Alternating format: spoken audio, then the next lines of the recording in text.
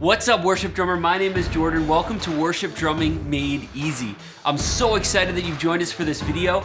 Today we are talking about 3 of the greatest exercises for you to do at home, no drum kit, no drumsticks, no gear required, to become an amazing worship drummer. Now, I wanted to create this series to show you it's not that hard to become a worship drummer in your local setting. There are a few different things that we can do to get better at home so that when we sit down behind a kit, we're ready to rock and roll, we're ready to play our best to worship God. Now make sure you catch the other videos in these series. I'm gonna reference a few of them along the way. They're kind of like prerequisites for this video to get you started, so if you haven't seen them already, check out the previous videos in this series so that we can get you drumming the most efficient way possible. Now, these exercises today, like I said, aren't gonna require drumsticks or drum kit of any kind. All it's gonna require is you to use your hands to practice out these different beats. Now, as a note, I'm right hand dominant, so I use my right hand for my hi-hat cymbal, my left hand for my snare.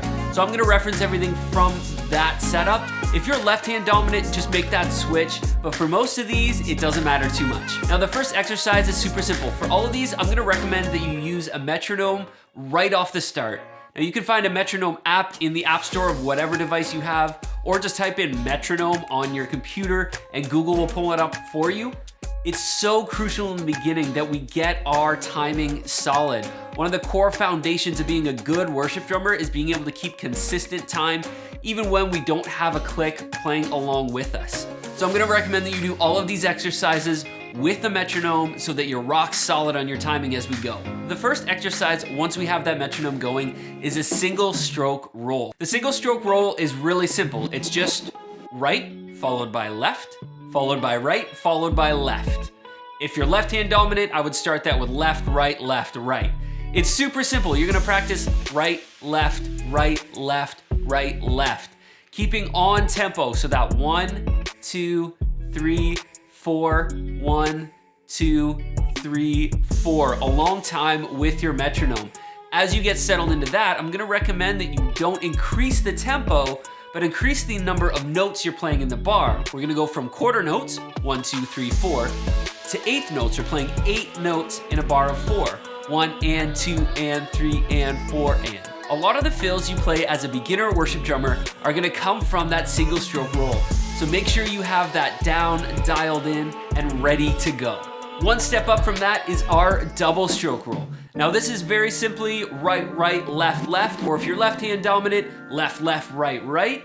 This is the core of so many more advanced fills and really the core of a lot of what we're gonna play.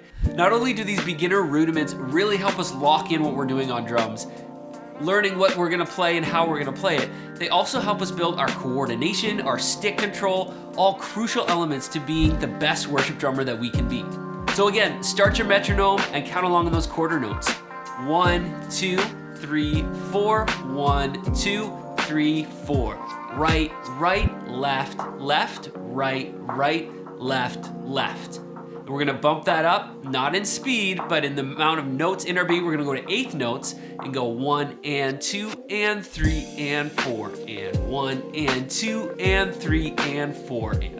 Again, play that along with your metronome. Keep that timing rock solid. The more that you can practice those double strokes, the more that builds into every drum roll that you ever hear, the more that builds into a lot of rock solid technique that we're gonna build on.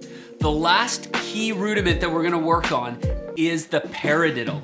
Now, this is probably not something you're gonna play often as a fill in a worship setting. However, this combines our single stroke and our double stroke roll into something that is gonna foundationally help us build not only our timing, not only our muscle memory, but also our stick control and our coordination. Stick control, coordination, and timing are some of the most crucial things we can have as worship drummers. These are the foundations that we're gonna build off of moving forward. So our paradiddle sounds like this. Right, left, right, right, left, right, left, left. Right, left, right, right, left, right, left, left. We're gonna start that on our quarter note beat. 1, 2, 3, 4. 1, 2, 3, 4. 1, 2, 3, 4. 1, 2, 3, 4. Once you've got that locked down, you can tap it out on your legs, on your desk, whatever. Once you got that locked in, let's bump it up to 8 notes. 1 and 2 and 3 and 4. 1 and 2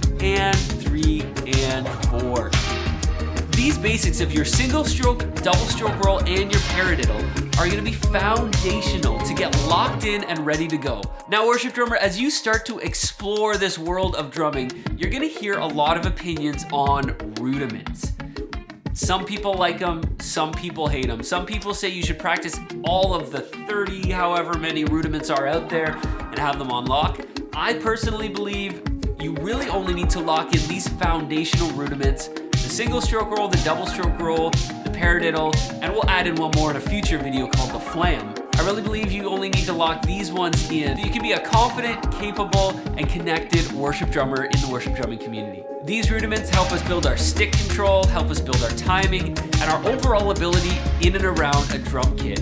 If we don't have these locked in, all of our fills, all of our playing is going to be sloppy, off time, and not really tight and controlled, which eventually becomes distracting for other people while they're trying to worship God.